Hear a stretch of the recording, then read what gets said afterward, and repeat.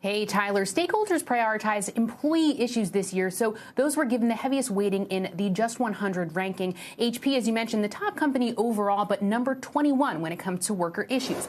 Of the 20 issues that were rated, there were 3 key worker-related priorities. Those made up about 42% of the final score.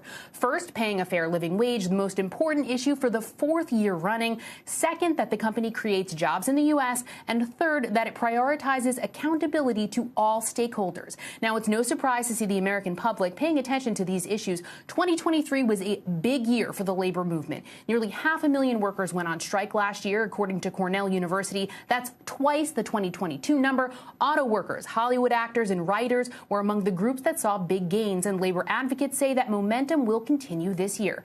Now, across every demographic just surveyed, politics, race, gender, age, and income, Americans were united in wanting companies to prioritize workers as the most important stakeholder.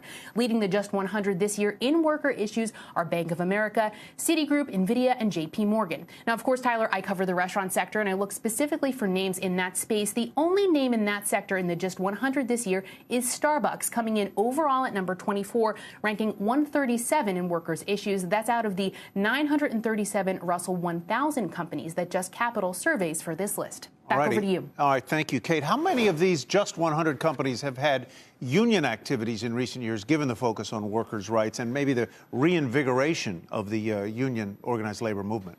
Certainly. We went through name by name, Tyler. Nearly a dozen companies in the 100 list have had union activity, from T-Mobile to Apple to GM to Starbucks, of course, whose workers really kind of kicked off the big labor uprising we saw back in 2021. Nearly 400 cafes are unionized now, but still a drop in the bucket of their 8,000 or so locations in the U.S. But again, labor advocates say this year will continue to be a big one for workers' rights, given last year's momentum. And I think that speaks to the trend that workers at these companies are offered competitive benefits, right, on the Just 100 list. But in this environment, many still say they want more.